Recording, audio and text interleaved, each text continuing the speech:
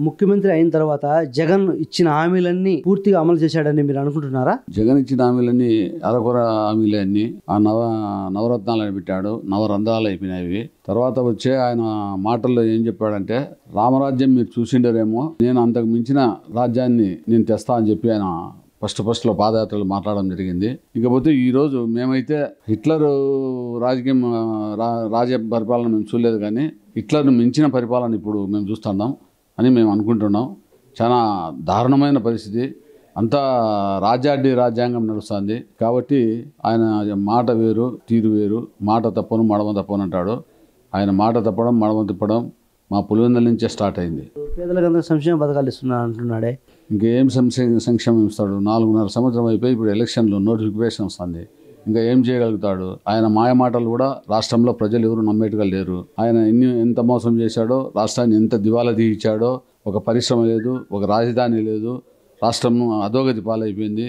ఉండే పరిశ్రమలను తరిమేసినాడు. ఆయన ఏదో లోకల్లో ఎమ్మెల్యేలు లంచగుడితారే.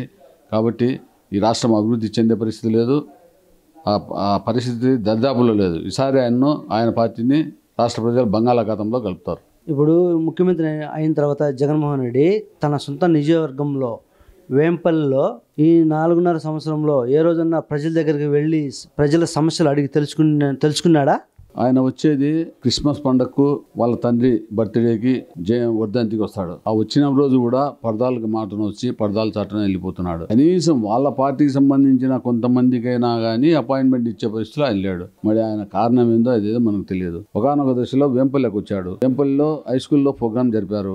ఆ హై స్కూల్లో మొత్తం 2 కిలోమీటర్లు, మ్యాక్సిమం 1.5 కిలోమీటర్ పరదాల మాటను వచ్చాడు. ఆయన పరదాల మాటను వచ్చి హై స్కూల్ చుట్టూ కూడా పరదాలు కట్టి పరదాల మాటను వచ్చి ఆ ప్రోగ్రామ్స్ ఓపెన్ చేసి స్కూల్ కట్టి బిల్డింగ్ కట్టిపోయినారు. ఈ రోజు అయితే అది ఒక బూత్ బంగ్లాలా తయారైంది. వాటర్ వర్షం వచ్చే పైన మొత్తం బిల్డింగ్లు అంతా కారుతున్నాయి. నాసిరకం పనులు చేశారు. ఒకసారి ఎంక్వైరీ వేయమని చెప్పి కూడా జగన్మోహన్ రెడ్డి కోరుతాను. ఈ ఇందు మూలంగా ఆ వైరింగ్, నాసిరకం వైరింగ్ పెట్టినారు. ఎక్కడ పడితే అక్కడ వైరింగ్ కాలిపోతుంది. వాటర్ సప్లై ఎక్కడంటే పగిలిపోవడం, వాటర్ లీక్ కావడం. ఇందులో ఏ ఒక్క విషయం తప్పున్నా కూడా మేము ఏ శిక్షకైనా సిద్ధమే. ఆయన తక్షణం ఎంక్వైరీ వేయమని చెప్తాను. స్కూల్ను గతంలోనే జిల్లా పరిషత్ స్కూల్ అంటే మా చుట్టుపక్కల ప్రాంతాలకు అంతటికి మంచి పేరునేది. అప్పుడెప్పుడో బ్రిటిష్ టైంలో కట్టిన స్కూలు చాలా బాగా హంగుగా అనేది. అదంతా డెమాలిష్ చేసి నాశనం చేసి ఈరోజు ఒక పనికిరాని బిల్డింగ్లు ఎవరికో సంస్థకు ఇచ్చి పనికిరాని బిల్డింగ్లు కట్టి చాలా దారుణంగా తయారైంది. ఇప్పుడు రాబోయే ఎన్నికల్లో మీ నియోజకవర్గంలో ఏ పార్టీ అభ్యర్థి గెలుస్తాడు అనుకుంటున్నారు? ఖచ్చితంగా వైసీపీ అభ్యర్థి అయితే ఓడిపోతాడు. మాకు తెలిసిన ప్రాంతం, ఈ ప్రాంతంలో జగన్మోహన్ రెడ్డి గారు ఇక్కడి నుంచి ఏరే ప్రాంతం పోయి పోటీ చేస్తాడనే టాక్ వచ్చింది. కారణం ఏమిటంటే ఒక్క అభివృద్ధి కూడా లేదు. విద్యాసంస్థలు లేవు, సరిగ్గా విద్యాసంస్థలను నాశనం చేసినాడు. ఇక్కడికి వచ్చిన పరిశ్రమలు అంటూ, ఈ ప్రాంతానికి వచ్చిన పరిశ్రమలు అంటూ ఏం లేవు. గతంలో చంద్రబాబు టైంలోనే వాటర్, మంచి ఎండల కాలం వాటర్ పైడిపాలెం ప్రాజెక్టు నీళ్ళు ఇచ్చి రైతులను ఎటువంటి పరిస్థితి అంటే ఆ చీనా చెట్లు ఎండగాలిపోయే పరిస్థితుల్లో ఉన్నప్పుడు ఆ ప్రాంతానికి అంతా వాటర్ సప్లై ఇచ్చి రైతులను ఆదుకునే ఘనత చంద్రబాబుదే. కాబట్టి జగన్ ఈసారి గాలికి పోతాడు. నాకు తెలిసి ఈ ప్రాంతం నుంచి ఏరే ప్రాంతం పోయి పోటీ చేస్తాడనే ఊహాగణాలు వాళ్ళ వైసీపీ కార్యకర్తల నుండి వస్తున్నాయి. ఇక్కడైతే బీటెక్ రవి బాగా పాల్గొంటున్నాడు. ఆయన దూసుకొని పోతున్నాడు ప్రతి ఒక్క విషయంలో కూడా. ఆయన్ని కూడా ఏదేదో లేని కేసులన్నీ పెట్టి ఇబ్బంది పెట్టి ఆయన ఒకనొక దశలో హతమార్చాలని చెప్పి కూడా కిడ్నాప్ చేసే పరిస్థితి చేశారు. ఆ కిడ్నాప్ చేసిన పరిస్థితుల్లో మీడియా అంతా అలర్ట్, కార్యకర్తలంతా అలర్ట్, జిల్లా అంతా నాకాబందీ టైప్లో కార్యకర్తలంతా ఆయన్ను రక్షించుకోవడం జరిగింది. కాబట్టి 100% బీటెక్ రవి కనీసం 4,000 నుంచి 10,000 ఓట్లతో గెలుస్తాడు. ఇప్పుడు రాబోయే ఎన్నికల్లో టీడీపీ జనసేన కూటమితో రాబోతుంది. వీళ్ళకి ఎన్ని సీట్లు రావచ్చు అనుకుంటున్నారు? నాకు తెలిసి ఇప్పుడు టీడీపీకి గతంలో 23 సీట్లు వచ్చినాయి. ఆ 23 సీట్లు కూడా వైసీపీకి వచ్చే పరిస్థితి లేదు. ఎందుకంటే ఈ మొత్తం నార్త్ ఆంధ్రప్రదేశ్ అంటే ఉత్తరాంధ్ర, కోస్తాంధ్ర, ఈస్ట్, వెస్ట్, ఈ ప్రకాశం, ఇవన్నీ కూడా టీడీపీ బలంగా ఉంది. అక్కడైతే స్లీప్ చేసే పరిస్థితిలో ఉంది. ఇకపోతే రాయలసీమలో అప్పుడు రెడ్ల పరిస్థితి బాగుండి ఎక్కువ సీట్లు వచ్చాయి జగన్కు. ఇప్పుడైతే ఈ ప్రాంతంలో అయితే రెడ్లు కూడా ఆయన చీకొట్టే పరిస్థితి ఉంది. ఎందుకంటే ఒక ఇన్పుట్ సబ్సిడీ లేదు, ఇన్సూరెన్స్ లేవు, డిప్పు పరికరాలు వన్ టైం ఇచ్చాడు ఆయన. 5 సంవత్సరాల్లో 1 టైం ఇచ్చాడు. ఆ డిప్పు పరికరాలు కూడా ఎవరికో వాళ్ళ కార్యకర్తలు వాళ్ళకే అందినాయి. కాబట్టి ఇక్కడ కూడా ఈసారి ఎక్కువ 50% అబౌవ్ సీట్లు రాయలసీమలో టీడీపీకి వస్తాయి. కాబట్టి ఏళ్ల మీద లెక్క పెట్టుకునేట్టుగా 1-2 డిజిటల్లోనే వాళ్ళ ఓట్లు వస్తాయని, వాళ్ళ సీట్లు వస్తాయని చెప్పి తెలుపుతాను. రాష్ట్రంలో మొత్తం 175 సీట్లకు గాను వైసీపీ స్లీప్ అవుతుంది. జనసేన టీడీపీ పార్టీ కలిపి మాక్సిమం 155 నుంచి 160 సీట్లలో విజయదుందుబి మోగిస్తుంది. ఇప్పుడు ఈ 4.5 సంవత్సరంలో ఆంధ్రప్రదేశ్ అతలాకుతలం అయిపోయింది. ఈ వైసీపీ ప్రభుత్వం వచ్చినప్పటి నుంచి మళ్ళీ మన రాష్ట్రం బాగుపడాలంటే ఎవరు ముఖ్యమంత్రి అయితే బాగుంటుందంటారు?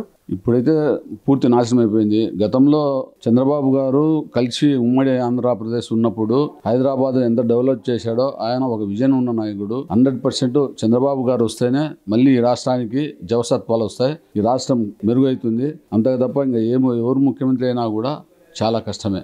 ఈ రాష్ట్రం కోలుకోవడం కష్టం. ఇది మరొక ఆఫ్ఘనిస్తాన్ అవుతుంది. చంద్రబాబు కాకుండా ఎవరు వచ్చినా కూడా ఈ రాష్ట్రము మరో ఆఫ్ఘనిస్తాన్ అవుతుంది. 100% చంద్రబాబు ఈ రాష్ట్రానికి ముఖ్యమంత్రి అవుతాడు. ముఖ్యమంత్రి అయిన తర్వాత జగన్ ఇచ్చిన హామీలన్నీ నెరవేర్చాడు అని మీరు అనుకుంటున్నారా? ముఖ్యమంత్రి జగన్మోహన్ రెడ్డి ముఖ్యమంత్రి అయినా నుంచి హామీలు అంటే హామీలు చేసినా అని వాళ్ళంతా వాళ్ళు చెప్పుకుంటున్నారు.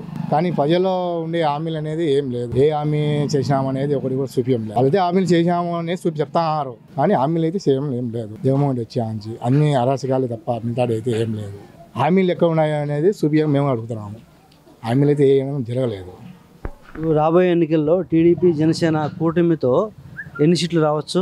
మాకు తెలిసేందుకు 130 సీట్ల వరకు రావచ్చు. మేము మీ నియోజకవర్గం ఎమ్మెల్యే ప్రజల దగ్గర వెళ్ళి సమస్యలు అడిగి తెలుసుకుంటున్నాడా? ప్రజల దగ్గరికి కొన్నాళ్ళు తిరిగినాడు, మళ్ళీ తిరగలేదు ఎమ్మెల్యే గారు. ఇప్పుడైతే తిరగలేదు. ప్రజల సమస్య అనేది ఎవరు పోయినా కూడా దానికి రెస్పాన్స్ ఏం లేదు. రాబోయే ఎన్నికల్లో మీ నియోజకవర్గంలో ఏ పార్టీ అభ్యర్థి గెలుస్తాడు అనుకుంటున్నారు మీరు? తెలిసిన అధికారం గెలిచాలి. చంద్రబాబు నాయుడు వస్తాడు. ప్రజలకు పేదవాళ్ళు కానీ, బీసీ వాళ్ళు కానీ, ఎస్టీ వాళ్ళు, ఎస్సీ వాళ్ళు కానీ ప్రతి కులానికి కూడా న్యాయం జరుగుతుంది. రాష్ట్రం అభివృద్ధి జరుగుతుంది. ప్రతి ఒక్క సంక్షేమాలు కూడా అభివృద్ధి జరుగుతాయి. చంద్రబాబు నాయుడు సీఎం అయితే ప్రతి ఒక్క పేదవాడు బాగుపడతాడు. సమస్యలు వైసీపీ నాయకులు పట్టించుకుంటున్నారా? వైసీపీ నాయకులు ప్రజల గురించి పట్టించుకోవడం కానీ వాళ్ళ అలసిగా మాత్రం ఎక్కువ అయిపోయినాయి. ఇసుక దొంగలు కానీ, భూమి గజ్జాలు కానీ, మనుషులను బెదిరియడం కానీ, వాళ్ళ మనుషులు కొట్టడం కానీ చాలా అరాచకం ఎక్కువ అయిపోయింది వైసీపీ వాళ్ళది. ఏడ చూసినా రాష్ట్రంలో ఎక్కడ చూసినా వైసీపీ వాళ్ళు అరాచకం ఎక్కువ అయిపోయింది. ముఖ్యంగా ఏంటంటే ఎవరు వాళ్ళని మాడతారో వాళ్ళందరూ తిరగబడము, కొట్టడము చేయడం జరుగుతుంది. అక్రమ అరెస్టులు చేయడము, కేసులు పెట్టడము, వాళ్ళ గురించి మాట్లాడుతుంది. ప్రజలు ఏదైనా మాటనే ఆయన తొలగపోవడము, కొట్టడం, హింసించడము, బెదిరియడము ఇది జరుగుతున్నాయి వైసీపీ అరాచకం. అభివృద్ధి అనేది ఏం లేదు. ఇసుక అయితే బెమ్మాని జరుగుతున్నాయి. దౌర్జన్యాలు ఎక్కువ అవుతున్నాయి. యాదవ సినిమాలో భూములు, స్థలాలు ఇవి ఎక్కువ సబ్జాలు అవుతున్నాయి. ప్రజల అభివృద్ధి అనేది చేయడం అయితే శూన్యం. దౌర్జన్యాలు ఎక్కువ. ఈ రౌడిజం దౌర్జన్యాలు పోవాలంటే మళ్ళీ తెలుగుదేశం అధికారం రావాలి. చంద్రబాబు నాయుడు సీఎం కావాలి. పేదవాళ్ళు కానీ బాగుపడాలి.